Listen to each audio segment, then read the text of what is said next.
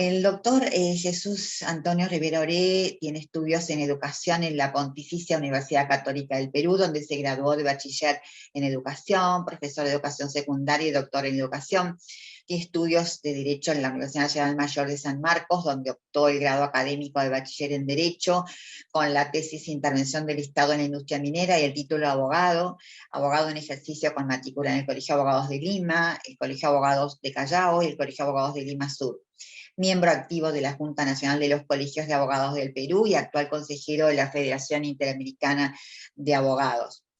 Tiene estudios en maestría en Derecho Empresarial en la Universidad de Lima, donde se graduó como magíster en Derecho Empresarial, maestría en Derecho Civil en la Universidad Inca Garcilaso de la Vega, tiene un doctorado en Derecho en la Universidad Inca Garcilaso de la Vega y doctorado en Ciencia Política en la Universidad Ricardo Palma. Ha ejercido diversos cargos, entre ellos abogado de la Subdirección de Trabajo, juez de la Primera Instancia de Lima, juez del Fuero Privativo de Trabajo y Comunidades Laborales, director de concesiones mineras del Ministerio de Energía y Minas, presidente del Tribunal de Minería, miembro del Consejo Distrital de la Magistratura del Callao, decano del Colegio de Abogados del Callao, miembro de la Junta Directiva del Colegio de Abogados de Lima, en la administración del doctor, Novela, directivo y secretario de la Junta Nacional de Decanos del Colegio de Abogados del Perú, secretario general de la Universidad Inca Garcilaso de la Vega, miembro de la Junta Directiva de la Confederación Andina de Abogados de la Comunidad Andina, es miembro del Consejo Consultivo del Ministerio de Trabajo, es miembro mayor de la Federación Interamericana de Abogados, presidente del capítulo peruano de la Federación, miembro activo de la Asociación de Facultades de Derecho de América Latina con sede en México, es vicepresidente de la Asociación Peruana de Facultades de Derecho del Perú, decano fundador del Ilustre Colegio de Abogados de Lima Sur, ex decano de la Facultad de Derecho y Ciencias Políticas de la Universidad Inca Garcilaso de la Vega, miembro del Instituto Minero, así también del Colegio de Doctores en Educación y de la Asociación de Egresados del Centro de Altos Estudios Nacionales, y tiene distintas publicaciones que, digamos, no las voy a leer porque son extensas. Doctor Rivera Oré, queda en uso de la palabra. Gracias por sus palabras a la doctora Mabel Solano y gracias por esta invitación a tan importante conferencia sobre ética profesional del abogado, organizada por el Colegio de Abogados de Córdoba y la Sala de Derecho Disciplinario y Ética Profesional y por la Federación Interamericana de Abogados, capítulo de Córdoba, Argentina. Es un honor participar en este evento y pues voy a poner a consideración de ustedes una ponencia sobre la ética profesional y la deontología en el ejercicio de la profesión, que contiene unas consideraciones filosóficas, reflexiones sobre la ética en una sociedad y luego apelaré al derecho comparado para ver cuál es el tratamiento que se da en los diferentes códigos en América Latina. En las consideraciones filosóficas, analizo cuáles son los filósofos que se han ocupado de la ética. Aristóteles y la ética, Santo Tomás de Aquino, Immanuel Kant y la ética, Jean-Paul Sartre y la ética, y el doctor Carlos Santiago Nino y la ética. Luego pasaremos a ver sobre la teoría de la moral, la doctrina jurídica, la teoría de la ética profesional, la importancia de la ética profesional. La ética profesional no es un asunto exclusivo de los profesionales, y luego una reflexión sobre la ética en una sociedad globalizada, y luego una parte sobre derecho comparado.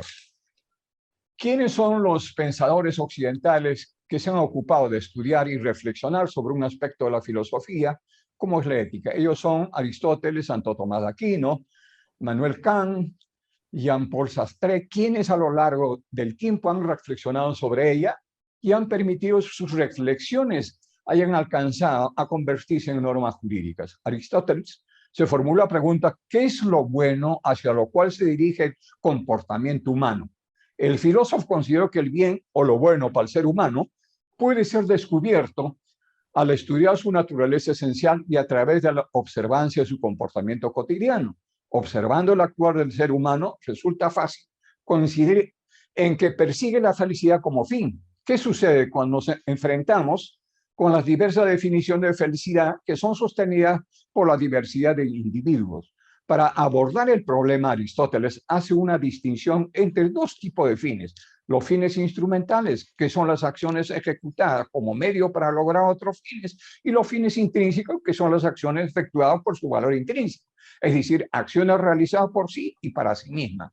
Como ante dicho, Aristóteles concluye que la particularidad del ser humano se encuentra en la razón, y por consiguiente el ejercicio de sus capacidades racionales es lo que ha de ser posible la realización de esta función distintiva. Entonces la felicidad, según Aristóteles, se encuentra en una vía de contemplación racional. La buena vida o el bien vivir para el ser humano se encuentra en el ejercicio de su facultad racional de acuerdo a la excelencia o virtud. Aristóteles distingue dos clases de virtudes del alma: una, la virtud intelectual, que supone nuestra habilidad de pensar, y la otra es la virtud moral, que se refiere al actuar correctamente de acuerdo con la razón. Si bien la virtud moral no la tenemos por naturaleza, esta nos proporciona la capacidad para adquirir dicha virtud a través de un entrenamiento adecuado. De esta manera, una persona se hace justa a través de la realización de actos justos. Las virtudes se perfeccionan entonces a través del desarrollo de hábitos determinados. La virtud moral aristotélica se encuentra en el estado del carácter, que permite a las personas realizar sus funciones buscando el punto intermedio entre extremos opuestos de excesos o deficiencias. Esto es lo que conocemos universalmente como el justo medio. Sin embargo, un acto virtuoso no garantiza la virtud de una persona. El individuo virtuoso elige el ser virtuoso y no se lamenta por ello. La virtud en sí misma supone su propia recompensa. Finalmente, Aristóteles define el bien no tanto en función de seguir un sistema de principios últimos o de obedecer reglas, sino más bien en términos de la excelencia humana. La filosofía escolástica y la teología, que van del siglo VII al siglo XV, tratan de construir un sistema filosófico sobre principios morales de la patrística cristiana, todo a partir de la filosofía griega, sobre todo la filosofía aristotélica. En ese tiempo se echan las bases definitivas de lo hoy se conoce como la moral cristiana. La filosofía moral cristiana se caracteriza por su racionalismo. Se intentan construir una moral absoluta cimentada en la esencia inmutable de Dios y del ser humano. El principal representante, Santo Tomás de Aquino, en la segunda parte de su obra monumental, Suma Teológica, señala a Santo Tomás de Aquino su sistema ético. Inicia la problemática moral al tratar sobre el fin último del ser humano. Él viene de Dios y así él volverá. Por consiguiente, afirma Bouchot, el fin último, total y absoluto del hombre es Dios. La filosofía moral de Santo Tomás es esencialista. La moralidad de una acción se determina por su objeto y por la intención. Las circunstancias, aun cuando accidentalmente, pueden modificar la moralidad, nunca la pueden cambiar totalmente. Lo único que cambia la moralidad es un vicio en el objeto o en la intención. La norma de moralidad para el tomismo es la recta razón, es decir, la conformidad de un acto humano con la naturaleza humana. Considera esta última como es en sí. El hombre no puede equivocarse cuando actúa de acuerdo a lo que es su naturaleza, ya que esta es una participación de la esencia divina, norma absoluta de todo proceder ontológico. A partir del Renacimiento y hasta fines del siglo XVIII y principios del siglo XIX, se observa una nueva etapa de la historia de la ética. La ética medieval, teocéntrica y teológica, se desplaza por una ética moderna. Se caracteriza por un antropocentrismo, es decir, la tendencia de considerar al ser humano como centro de toda manifestación cultural. En el aspecto científico, los nuevos descubrimientos van a proponer un nuevo paradigma de interpretación de la realidad que reemplazará la interpretación teocéntrica de la religión. Asimismo, una filosofía eminentemente racionalista emerge en cuanto al aspecto religioso. Se da una ruptura que ocasiona que la Iglesia deja de ser el poder central. La ética de Kant constituye una notable expresión del pensamiento ético moderno. En su crítica de la razón práctica, se propone descubrir y exponer el principio fundamental de la moralidad demostrando la falsedad de toda doctrina moral que pretenda apoyarse en consideraciones empíricas, otorgando a la ética una base exclusivamente racional. La ética de Kant se fundamenta de manera exclusiva en la razón, es una ética estrictamente racional. Kant elaboró una ética sustentada en la razón práctica. La razón práctica no puede expresarse ni por medio de juicios analíticos o explicativos, puesto que no dicen lo que acontece en la experiencia, sino lo que debe ocurrir en ella. Así, la forma de conocimiento práctico no es un juicio, sino un imperativo. Por ejemplo, los profesionales deben de actuar con ética. De este modo, el ideal moral está formado por imperativo categórico. El imperativo categórico se expresa de la siguiente forma. Dice él: obra de manera que la máxima de tu voluntad puede servir siempre como principio de una legislación universal. Esta fórmula es la ley moral. Lo que persigue Kant es fundamentar una ética racional, universal, basada en leyes que determinan la voluntad. Si puede haber una ética racional, esta descansará sobre principios universales y no sobre relativismos culturales o históricos. De acuerdo con Kant, señala Carvajal, que es un autor de una obra sobre ética, dice: para determinar la validez de un acto moral, debemos prestar atención a la voluntad de la persona y no a la acción misma. Los actos no son ni buenos ni malos. Bueno o malo es solo el sujeto que lo realiza. Lo bueno está en la buena voluntad, que se rige por la ley moral. Si un individuo actúa por temor y no por respeto al deber implícito en la ley moral, sus acciones no serán morales. Tampoco lo serán aquellos que se realizan por accidente o como medio para obtener beneficios posteriores. Por consiguiente, las acciones que se realizan de acuerdo a la buena voluntad, por deber y conforme al deber imperativo categórico, son las acciones valiosas que hacen del individuo una persona genuinamente moral. Empecemos por analizar la primera filosofía ética de Sartre. ¿De qué manera describe la estructura de la acción humana y cuáles son las normas que quiere recomendar para realizar esta acción? La tesis fundamental de la ontología de Sartre es que el hombre es libre, más exactamente por expresarse en términos puramente sartreanos. El hombre está condenado a ser libre. Esto significa primero que el ser humano proyecta libremente los valores que determinan su actuar y que estos valores no le han sido dados por la fuerza exterior, como podrían ser los mandamientos divinos, pero solo puede crear. En segundo lugar, eso significa que el ser humano puede revisar a su voluntad esos valores, pudiendo inclusive efectuar la célebre inversión de valores, consciente de su libertad y de la responsabilidad que la acompaña. El ser humano se siente angustiado frente a esta última. En este estado de angustia, señala que el ser humano comprende que los valores que proyecta pretenden ser completamente válidos, siendo ontológicamente relativos, ya que son dependientes de su libertad. El existencialismo afirma que el ser humano se elige a sí mismo. Al afirmar esto, no solamente se está hablando de la elección individual, ya que no existe ninguno de nuestros actos que al crear al ser humano que queremos ser, no crea al mismo tiempo una imagen del ser humano, tal como consideramos que debe ser. Al elegir estamos valorando lo que queremos ser. En este sentido, nunca podría decirse que elegimos mal, aunque nos equivoquemos. Lo que elegimos es siempre lo que consideramos un bien para nosotros. Y al elegirlo, nada puede ser bueno para nosotros sin serlo para todos. Por ello, nuestra responsabilidad es mucho mayor de lo que podríamos suponer, pues compromete a la humanidad entera. Sartre piensa que eligiéndose uno a sí mismo, elige también al ser humano. Este hecho estaría, según Sartre, en la base de los sentimientos de angustia, desamparo y desesperación. Es preciso señalar que existen muchas otras teorías que intentan definir lo bueno y lo malo. Son las diferentes éticas que a lo largo de la historia se han concebido. Entre ellos se encuentra la teoría hedonista, del griego hedone, que significa placer. Lo bueno es el placer y lo malo es lo que nos provoca dolor. La teoría hedonista, según la cual el bien es la que nos da felicidad. La teoría utilitarista, que consiste en que el bienestar de cada individuo está en la utilidad. Hay dos clases de utilitarismo. El utilitarismo individual, que persigue el bienestar de un solo hombre, defiende el egoísmo ético, y el utilitarismo colectivo, el cual está en la búsqueda del bienestar de la comunidad en desmedro del bienestar propio.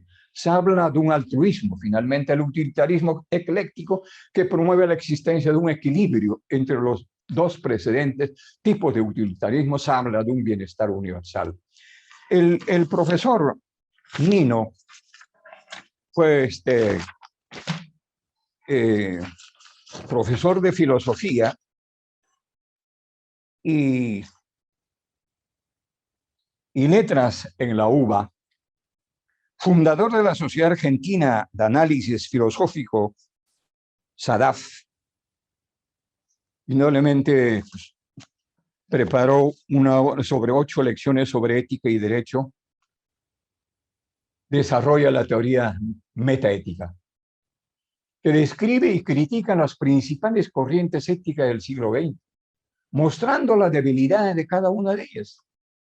Esta lección constituye la base en la que desarrolla su propia perspectiva, que tiene puntos en carmín con otros enfoques, a lo que denomina, siguiendo al profesor Roll, constructivismo ético. Luego de criticar de manera exhaustiva las distintas teorías, nos invita a resistir la tentación del relativismo y el escepticismo. Sus conceptos resultan de enorme validez hoy, en un contexto en el que definirse como escéptico o relativista es una caracterización que pocos progresistas eluden. El problema, lo explica Nino, es que el relativismo ético es incoherente y que el escepticismo, además de pasar por alto el hecho que todos tenemos convicciones éticas de algún tipo, lo que presupone que creemos en la verdad de esas convicciones no resulta, contra la opinión de Hans Kelsen, un buen soporte para la tolerancia, ya que, por ejemplo, un escéptico no puede mostrar por qué la tolerancia es más valiosa que la intolerancia. Como afirma Nino, hay gente que dirá que los hechos cometidos, disculpen por la represión, están justificados, y la gente que dirá que no están justificados. Lo que separa a los defensores de los derechos humanos y la democracia de sus detractores no es una mera cuestión de gustos diferentes. En verdad, unos están equivocados y otros en lo cierto. La ausencia de un fundamento para nuestras convicciones más profundas sería pues una catástrofe. Afortunadamente existe una alternativa frente a las teorías éticas conocidas y deficitarias y el escepticismo, la concepción constructivista que desarrolla luego. En efecto, el profesor Nino abarca el constructivismo ético, en el que propone como base para reconstruir la posibilidad de una moralidad objetiva la toma de conciencia acerca de los fines que cumple la moral social, entendida en términos de práctica tendiente a minimizar la violencia y favorecer la convergencia de actitudes, así como a la solución pacífica de disputas. La clave del enfoque constructivista consiste en identificar las reglas estructurales del discurso moral y luego utilizar esas reglas para filtrar argumentos inválidos. A modo de ejemplo, una de estas reglas es la del consentimiento, es decir, la idea que los principios morales deben ser libremente adoptados. Esta regla no solo excluye el uso de amenazas o engaños en el contexto de una discusión sobre cuestiones morales, también vuelve contradictoria la afirmación de principios incompatibles con la autonomía, como el perfeccionismo o el paternalismo externos. Quien pretendiera defender argumentativamente estos principios incurrirá en una contradicción pragmática. De esta forma, la reflexión respecto de las reglas estructurales del discurso permitiría identificar algunos principios sustantivos ineludibles. Cabanelas, referente a la ética, sostiene: es la ciencia de las costumbres, dice él, parte de la filosofía que trata sobre moral y de las obligaciones del hombre. Si se admite tal paradoja, la religión laica que inculca el comportamiento social sano, justo y llevado por los ideales antes que por los intereses. Desempeño de una profesión con altura en el ejercicio específico, sin obsesión especulativa o mercantilista y dispuesto a los sacrificios que imponga el servicio de los demás. Conforme al buen entendimiento de algunos especialistas, como la más cercana a la materia, se ha considerado que la ética estudia pues la moral y determina qué es lo bueno y desde este punto de vista cómo se debe actuar. Es decir, es la teoría o la ciencia del comportamiento moral de los hombres, y que la moral es el conjunto de costumbres, creencias, valores y normas de una persona o grupo social determinado que ofician de guía para obrar. Vale decir que orienta acerca del bien o del mal, o bien lo correcto o lo incorrecto de una acción. Los conceptos y creencias sobre moralidad son generalizadas y codificadas en una cultura o grupo y por ende sirven para regular el comportamiento de sus miembros. Se considera también como un conjunto de normas morales prescriptivas que rigen la conducta de los profesionales en el ejercicio de su trabajo. Como tradición generalizada entre ética y el derecho, se han establecido vínculos, semejanzas, comparación de manera frecuente. La posición más establecida ha sido la de considerar los círculos concéntricos y el derecho como el menor de ellos. Ante este concepto surge la idea de la existencia de circunferencia frente a las obligaciones, dándose un espacio común para ambos. Uno como imperativo individual de conciencia ética y la otra de naturaleza exigible o coactiva en lo jurídico. No basta tener pues conocimiento de estos deberes morales de simples enunciativos, cuando la real situación está dada en rechazar todo lo perjudicial a su actitud ética de ejercer en perjuicio de los demás. La moral impone a la persona una decisión entre varias acciones necesarias a su cumplimiento. En referencia al sujeto mismo y en consecuencia surge seria contradicción en decirse por determinados actos considerados valederos en relación a otros actos del mismo sujeto, causantes de hacer daño. En cambio, en el derecho existe contraposición de acciones de unos sujetos frente a las acciones de otros, dice el doctor Cueva, magistrado, autor de Ética y Moral.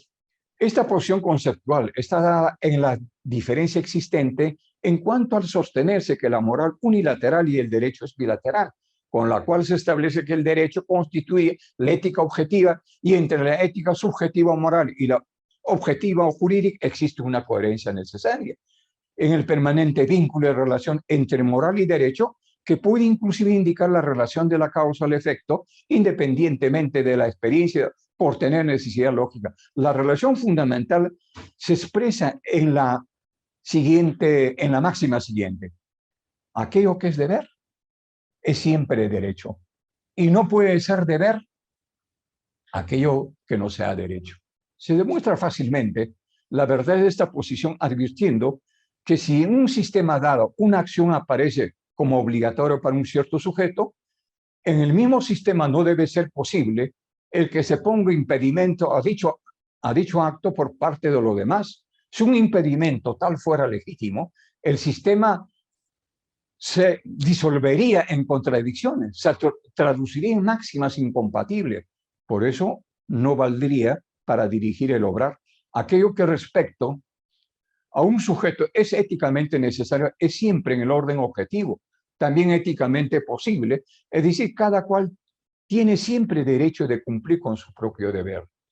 De la Torre, citado por el doctor Encinas en su libro Doctrina y Jurisprudencia, Ética en la Abogacía, señaló que la moral es la ciencia de actuar, de las costumbres y lo vivido por el ser humano.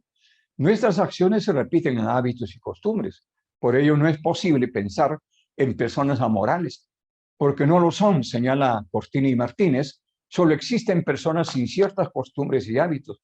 Por ello, señala como que la moral es entonces un conjunto de principios, preceptos, mandatos, prohibiciones, permisos, patrones de conducta, valores e ideales de vida humana que en su conjunto conforman un sistema más o menos coherente, propio de un colectivo concreto en una determinada época histórica. La moral es un sistema de contenidos que refleja una determinada forma de vida. Vázquez Guerrero, citado por Encinas, insiste que la moral se compone de dos aspectos o ámbitos. Por un lado es valorativo y por otro lado es normativa. Es valorativa en cuanto establece criterio de distinción entre lo bueno y lo malo. Por su parte es normativa en cuanto ordena hacer el bien y no hacer el mal. No corresponde a la moral decir que es bueno, pues el bien tiene carácter ontológico. Torres Díaz dice, este modo de vida no coincide plenamente con las convicciones de todos los miembros. Es un modelo ideal de buena conducta socialmente establecida. De este modo, la moral viene a ser un conjunto de normas que rige la conducta humana. La moral normativa, que son aplicables a los hombres libres y consciente, moral fáctica, es una norma de valores que nos llega desde afuera, del grado cultural y del hombre, los asimila, los capta. Finalmente, a la moral profesional lo podemos definir como el derecho del hombre de seguir una profesión con preceptos éticos, lo cual proviene de una vocación, y a la deontología como el estudio que se preocupa de los derechos y obligaciones de los profesionales. Existe una serie de diferencias conceptuales y de contenido entre la moral y la ética. No obstante, también hay campos de conexión entre ambos. Dichos conceptos se entremezclan. En los principios éticos son las nociones básicas que gobiernan las normas éticas en los códigos de los colegios de abogados y rigen a través de las siguientes soluciones la problemática deontológica de la abogacía dentro de un conjunto en donde la sociedad debe mirar al abogado con honor, y para ello la hoja de ruta en la vida profesional debe ser intachable. De la Torre insiste en que tanto la moral como la ética orientan las acciones humanas. No obstante, la moral orienta nuestra conducta directamente, mientras que la ética no tiene por qué poseer una incidencia inmediata en nuestra vida cotidiana. Puede servir de modo indirecto de orientación, toda vez que su objetivo es indicar qué concepción moral es más razonable. En la práctica cotidiana, la ética y la moral comúnmente se utilizan como sinónimos. Si examinamos la raíz etimológica de ambas palabras, podremos descubrir que significa algo semejante: modo de ser, carácter, ethos, morada, moris, costumbre. Por ejemplo, se habla del comportamiento poco ético cuando queremos decir que no se conforma a la moral vigente. Tomando en cuenta lo anterior, no podemos separar en forma absoluta la moral y la ética. Nuestras razones nacen de nuestra concreta moral. Y los bienes que buscamos son los bienes concretos de nuestra tradición. Nuestra racionalidad depende de lo particular, del contexto de nuestra historia, y no podemos salir de esa finitud, historicidad hacia principios abstractos universales, salvo en la ficción o el sueño. La esencia del debe ser de un abogado es la ética, de donde en cada momento de su actor debe comprender que es un servidor de la justicia y un colaborador de su impartición, que su deber profesional es defender con estricta observancia a las normas jurídicas y morales los derechos de su patrocinado. Sin embargo, el abogado que aconseja a su cliente a ocultar las pruebas del delito o a huir del país para entorpecer el sistema de administración de justicia, por citar un ejemplo, viola la esencia misma del deber profesional, viola la confianza de las comisiones de investigación, desafía a los consejos de ética y a los tribunales de honor, los cuales deben afianzar un pensamiento doctrinario que pueda tener efectos éticos y no de inmunidad en la abogacía. La doctrina jurídica es el conjunto de teorías e investigaciones que han realizado los expertos de la ciencia jurídica. En el siglo XIX fue Federico Carlos de Savigny quien, a través de su obra De la profesión de nuestro tiempo para la legislación y la jurisprudencia, exaltó la trascendencia de la doctrina desarrollada por los juristas. La doctrina jurídica surge principalmente de las universidades, que estudian el derecho vigente y lo interpretan a la luz de la ciencia del derecho. No tiene fuerza obligatoria en la mayoría de los sistemas jurídicos, al contrario de lo que ocurre con la jurisprudencia, que sí es de observancia obligatoria entre las partes en todos los sistemas judiciales. Por la vía de los hechos, sin embargo, constituye una fuerza de convicción para el juez, el legislador y el desarrollo del derecho, dado que la opinión y la crítica de los teóricos del derecho influyen en la formación de la opinión, de los que posteriormente crean normas jurídicas nuevas o interpretan rectamente las existentes. La doctrina estudia los manantiales, es decir, las fuentes de donde brota el derecho. Investiga el papel histórico y las relaciones existentes entre las diversas fuentes, esclarece el significado de las normas, elabora para entender en toda su extensión el significado de los modelos jurídicos. Dentro de este contexto, desde la perspectiva de la Dirección de Ética Profesional de los colegios de abogados, consideramos que debemos sumergirnos en la investigación, desarrollando las teorías, analizando la jurisprudencia tanto del Consejo de Ética así como del Tribunal de Honor, a fin de encontrar una guía orientadora que debe plasmar en la doctrina ética para los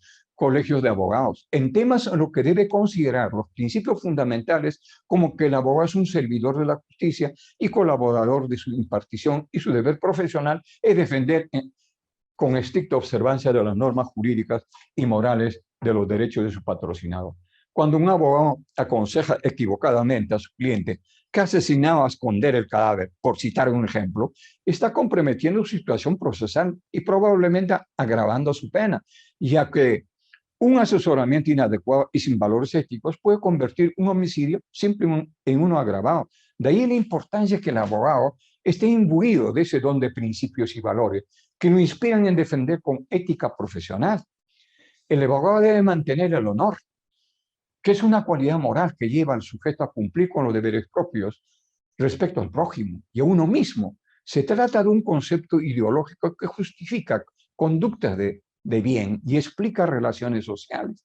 Existen diversas reglas compartidas que se basan en ideales y constituyen lo que supone es una conducta honorable dentro de una comunidad. Por ejemplo, estafar a los padres para obtener dinero no es un comportamiento honorable. Otro ejemplo de comportamiento indigno de un profesional del derecho es atentar contra el honor de una persona. Conforme señala Cueva en su obra Moral y Ética, la asignatura de ética profesional va ganando un espacio en las universidades. Considero que es la mejor manera de dar cumplimiento a las responsabilidades adquiridas en su ejercicio, los cuales deben responder a las necesidades que exige la sociedad contemporánea.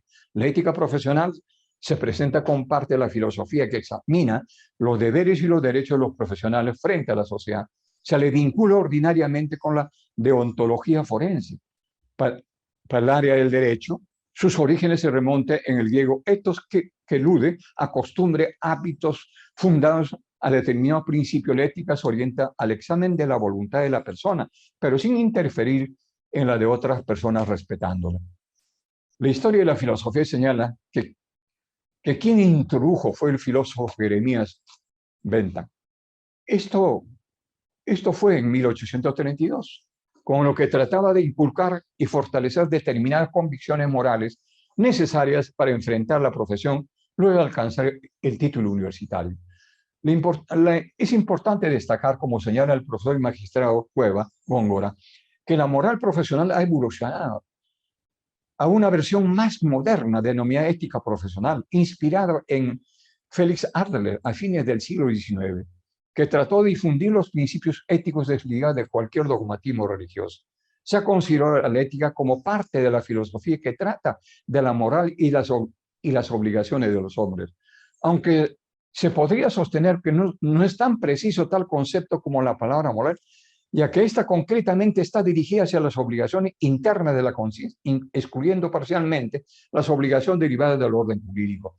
Pedro Flores Polo, un gran jurista, en su diccionario de términos jurídicos, señaló en cuanto a la ética profesional, como regla de conducta de los profesionales para el recto desempeño de su profesión. Generalmente los abogados tienen colegios de ética dictados por sus colegios o corporaciones o barras que obligan, la palabra viene del griego, esto que significa costumbre. Pero Flores Polo, citado por Cueva Góngora, dice que la deontología jurídica es la ciencia jurídica que tiene por objeto el estudio de la moral profesional del abogado, mientras que Guillermo Cabanelas precisa que a la deontología jurídica como aquella parte de la ética profesional que se ocupa de los deberes morales de los abogados, de los deberes de estos servidores del derecho. Se aprecia que esta conducta moral se fundamente en el deber antes que en el derecho, al señalarse que emana de la ciencia del derecho, considerando inclusive a las relaciones jurídicas sustentadas en la norma legal, contiene la obligatoriedad de dirigir para otorgar derechos en su aplicación, dejando con libertad el aspecto de la voluntad o iniciativa de carácter personal con la prevalencia a lo social. La deontología versa sobre el espacio de la libertad del ser humano y el sujeto a la responsabilidad impuesta por su conciencia. Bentham consideró que el mayor bienestar posible para la mayoría se funda en los argumentos humanistas de la libertad y del utilitarismo como una exigencia ético-racional donde prima la moral. El concepto básico de obrar de acuerdo a la ética tiene sentido al haberse establecido las normas previamente definidas, siendo la naturaleza obligatoria y apartarse de ellas constituir una grave falta al configurarse ya un comportamiento no ético. Al haberse atentado contra el deber impuesto por el marco jurídico y moral, su objetivo primordial está en la de crear conciencia. Que ejerce alguna profesión, este valor se relaciona en forma directa e inmediata con la idea del bien y dentro de su naturaleza el concepto de libertad, dándole un nuevo panorama y ámbito a las exigencias éticas. Es oportuno mencionar la posición del Vecchio, cuando sostiene el derecho tiene una esfera de aplicación más restringida que la moral y limitada a una sola parte de obrar. Entre derecho y moral no existen diferencias cuantitativas, son únicamente cualitativas. Consideran todas las acciones humanas desde puntos diversos. Sócrates solía decir que no vale la pena vivir una vida no examinada. Pero ¿por qué no vale la pena vivir si no examinamos nuestra vida? Bueno, porque tenemos que examinar la vida de forma tal de saber a lo que se quiere llegar a ella, lo que se quiere conseguir, lograr haciendo esto, aquello, tendremos la idea de que lo que hacemos para llegar a lo anhelado es correcto. Entonces, ¿qué calificación le daremos a los comportamientos de los demás que no hacen como uno? ¿Por qué no se comportan de la misma manera? El transformar el pensamiento de cada individuo sobre su vida en algo concreto da lugar a la teoría ética. Un ejemplo similar es el pensamiento sobre la naturaleza de los astros, convirtiendo su estudio en astronomía. ¿Cuál es el propósito de un astrónomo? Conocer mejor la naturaleza de los astros. ¿Qué es lo que se propone un teórico de la ética? Buscar un ideal de vida consistente y correcto. Pero ¿qué razones puede dar para convencer a otras personas de que su ideal es mejor que otros? Ciertas personas niegan la utilidad de una profundización sistemática en las cuestiones éticas. Para algunos la ética es el terreno religioso, del sentimiento completamente ajeno a la razón, negando la importancia del razonamiento lógico de la ética. Quiero compartir con ustedes la respuesta que dio Epicteto, filósofo de la ética.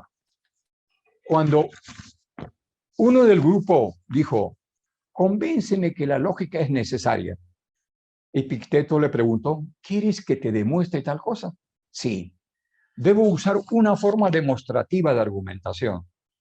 Cuando el escéptico asintió, Epicteto añadió, ¿cómo vas a saber si argumenté falazmente? El escéptico guardó silencio. ¿Lo ves?, dijo Epicteto. Tú mismo reconoces que la lógica es necesaria, ya que sin su asistencia no podrías saber si la lógica es necesaria o no. Pensar seriamente y profundamente sobre las cuestiones éticas es el trabajo de quien pretende desentrañar las cuestiones éticas. Eso no quiere decir que alguien que no sea filósofo no puede pensar seria y profundamente sobre las cuestiones que más afectan a su vida. Pero un poco de ayuda de las mentes brillantes no es despreciable. Es adecuado en este estudio mencionar a Ortega y Gasset, quien en su obra La rebelión de las masas constató que el mundo actual sufrió una grave desmoralización, lo que se traduce en un claro proceso de desorientación, producto de un hedonismo moderno orientado claramente hacia el consumo. En definitiva, la ética se ha ido vaciando de su contenido producto del olvido, de su fundamento ontológico en la persona, la honradez, integridad y buena fe del abogado le obliga a no aconsejar a su cliente actos fraudulentos. Sin embargo, hay que conocer cuál es la frontera ética entre el derecho constitucional a ejercer la defensa y los actos fraudulentos. En razón a que cuando un abogado aconseja a un cliente a mentir, puede inclusive agravar el delito y causar perjuicio. Es por ello que se requiere que la formación ética empiece en la familia, continúe en el colegio y se afiance en la universidad. La situación enunciada lleva a la sociedad a buscar en el derecho, o mejor dicho, en la regla de la convivencia social, una especie de sucedáneo a la moral personal. Es así donde adquiere importancia la búsqueda de los consensos éticos y, ¿por qué no, la posibilidad de convertir en normas jurídicas principios que son propiamente morales? El convertir en normas jurídicas dichos principios en teoría éticas nos capacita para descubrir inconsistencia en el modo de razonar de muchas personas o de nuestro propio modo de pensar inclusive, es decir, a descubrir cuando a dos situaciones similares le damos una apreciación diferente en toda subjetividad. Resolver esas inconsistencias es en gran parte el trabajo del filósofo que se ocupa de la ética. La ética entonces tiene que ver con formas o con modelos de vida y comportamiento. Uno debe elegir el suyo. Todos ustedes, todos los que me escuchan, deben elegir el suyo. No puede dejar que otros se le impongan. Algunas personas estiman que la ética está desfasada, considerándolo como un cúmulo de prohibiciones desagradables, con la finalidad de que nadie disfrute libremente de lo que debe hacer, a pesar de ciertos escepticismos, comportarse en sus respectivas áreas laborales para que su conducta pueda recibir aprobación desde un punto de vista ético. Algunas personas aspiran a ser juzgadas no solo en su eficiencia de sus actuaciones, sino en la ética de estas. Así tenemos la ética judicial, la ética forense, la ética periodística, la ética médica, la ética política. Ellos determinan cómo debe conducirse una persona en su ámbito de trabajo, de acuerdo a lo que espera cada uno de estos. Por ejemplo, el doctor Encinas sostiene que el abogado no puede sobornar a un empleado o funcionario público, ya que falta gravemente al honor y a la ética profesional. Alcanzar la justicia significa sumergirse en los principios éticos de jamás estar involucrado en este tipo de prácticas que degeneran y maltratan nuestro sistema de impartición de justicia. Hay que desterrarlo, y el abogado que se entere de un hecho de esta naturaleza realizado por un colega está obligado irremediablemente a denunciarlo. Por otra parte, la ética es una noción perfecta en teoría. Puede no serlo en la práctica. En el ámbito de lo profesional, nuestros esfuerzos se concentran en aplicar y hacer aplicar de la mejor manera posible la ética de la actividad que ejercemos, es decir, la abogacía. La ética no se aprende, pues, normalmente en las carpetas o en la cátedra. Se aprende la vida misma, en el hogar, en la escuela, en la universidad, en el mundo práctico, en la vida cotidiana. La ética del abogado se aplica a la conducta del profesional del derecho con el propósito de ajustar a la conquista del bien supremo. En efecto, la ética del abogado tiene por objeto establecer los deberes y obligaciones que debe observar el profesional en el ejercicio de su profesión. Esta se revela de una importancia capital, teniendo por fundamento apegar el actuar de los abogados a los preceptos de ética, y aquello permite recuperar el respeto y la confianza de la sociedad que se ha perdido, como lo podemos comprobar, contribuyendo al crecimiento profesional y personal de los abogados. La ética profesional aspira a ejercer del profesional del derecho un agente al servicio de la justicia y en favor de la sociedad. La ética profesional es el valor que obliga al abogado a hacer un conjunto de normas morales que defiendan los principios de la abogacía en relación con la sociedad, con sus clientes y con las instituciones. Por consiguiente, todo profesional tiene y debe desarrollar la ética que define la lealtad, que impone su trabajo, profesión, empresa y compañero de labor. Esto es al prójimo. Es por todo esto que la ética es un valor importante en nuestra profesión. La importancia de la ética profesional está determinada por los valores que exteriorizamos en nuestras relaciones profesionales, con la clientela, los vecinos, el prójimo y los medios de comunicación, en donde la conducta de un abogado debe ser recta e intachable, de forma a no poder afirmar o negar con falsedad, hacer citas inexactas, alterar la realidad, denigrar la imagen de una mujer o menor de edad, de un anciano, o de exponer a un cliente, violar el secreto profesional o dar a conocer información de un litigio en curso, salvo cuando la justicia o la moral la demanden. No es ético que un abogado dé información sobre la vida privada de cualquiera de sus clientes. No puede un abogado ejercer violencia moral para ser contratado en una defensa. Asimismo, tampoco es ético que un abogado induzca directamente o indirectamente a litigar. Por otro lado, no corresponde a la dignidad profesional el abogado que espontáneamente ofrezca sus servicios, creando artificialmente un caso o consejo, un juicio penal a sabiendas que no hay delito y que no hay posibilidad de éxito. La mejor garantía del éxito profesional lo constituye el leal y escrupuloso cumplimiento de las obligaciones de ti. Por un instinto defensivo, el abogado debe ejercer su profesión con responsabilidad, amor al servicio de la solución de los problemas del cliente, buscando el orden natural de la justicia. Por bien común, frecuentemente el profesional se le debe ungir de orden o disciplina, desterrando el poder subjetivo de los prejuicios, la discriminación y la envidia con el éxito de los colegas. En este contexto, una reflexión sobre ética en un mundo, en una sociedad globalizada. La abogacía como profesión liberal cumple una función social al servicio del derecho, principalmente a la justicia, siendo su objetivo esencial la convivencia social de los seres humanos, como fuente fecunda de paz, libertad, progreso y bienestar general, cuya acción no se debe limitar solo al éxito de la causa que patrocina o de la función que se cumple en el órgano jurisdiccional o la entidad pública o la empresa privada. La abogacía como profesión liberal busca cumplir deberes con la comunidad, con los colegas de la profesión y consigo mismo, que si bien interesan a la propia dignidad, influyen de manera indirecta en el prestigio de esta noble e histórica profesión. Por tanto, la abogacía requiere un profundo conocimiento de la jurisprudencia, de las normas jurídicas y del procedimiento para sustanciar las causas en los tribunales que se fundamenten en una tradición común de dignidad y de honor de la conducta del abogado, que se fundamenta a sí misma en la libertad del ejercicio profesional y un muy acentuado sentido de responsabilidad ante la sociedad, ante los clientes, ante los órganos jurisdiccionales. En la formación y en el ejercicio profesional se reúne un conjunto de principios, normas éticas y códigos deontológicos que las instituciones estamos obligados a elaborar y difundir en los colegios de abogados. La ética, señala a los profesores de la Universidad Católica del Perú, doctor Villavicencio Ríos y Bosa Divos, es una exigencia básica de la convivencia civilizada. Es la espina dorsal del meollo de la formación jurídica y el ejercicio profesional del abogado. No cabe duda, es una materia transversal a toda la formación jurídica de quien se dedica al ejercicio de la abogacía. Todos los esfuerzos por hacer realidad el quehacer ético de los abogados deben ser realizados por todas las instituciones vinculadas al sistema de justicia, promoviendo permanentemente la ética y la responsabilidad profesional.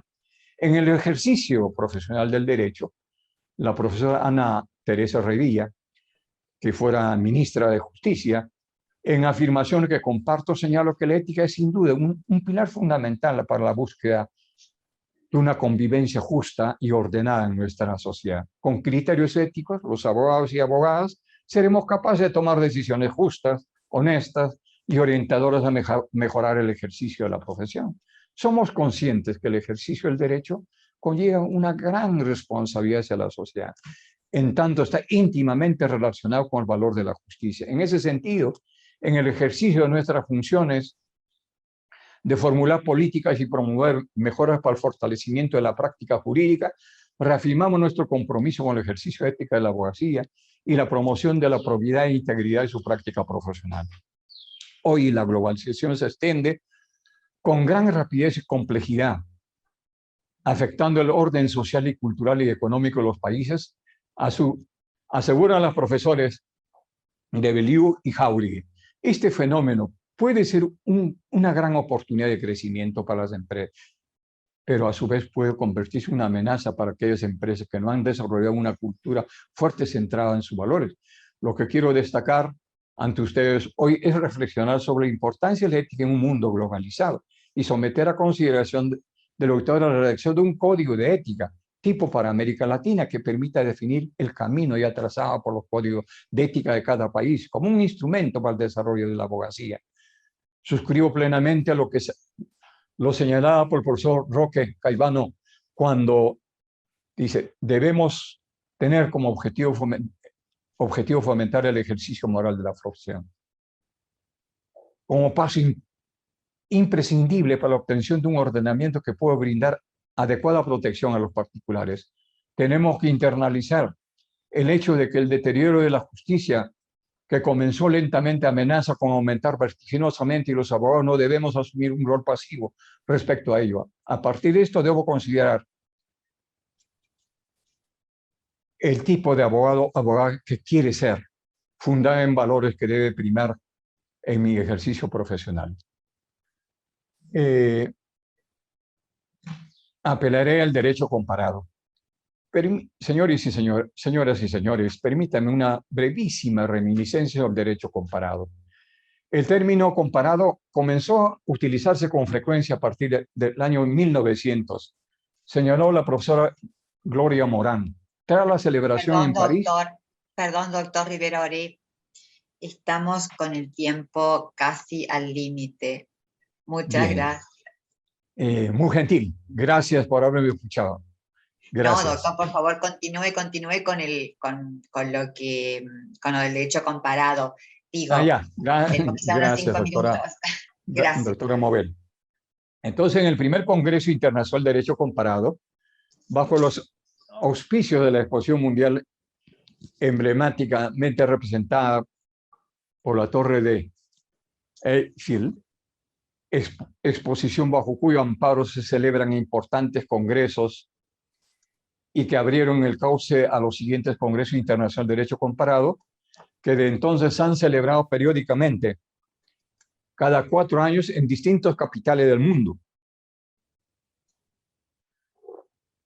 El derecho comparado, apunta la profesora Morán, ha evolucionado notablemente en su concepto, método y fines, así desde la visión optimista que pretendía en sus inicios acceder a un derecho común para la humanidad, se ha orientado gradualmente a una aproximación más realista, en la que el derecho comparado tiene un papel propio en el ámbito internacional tan necesario como útil.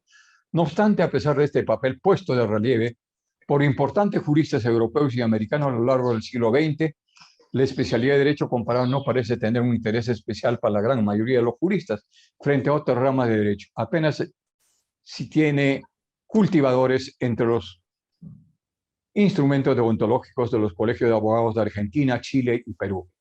En el cuadro 1, he tratado de establecer una comparación entre el secreto profesional en 3 países señalados. Argentina establece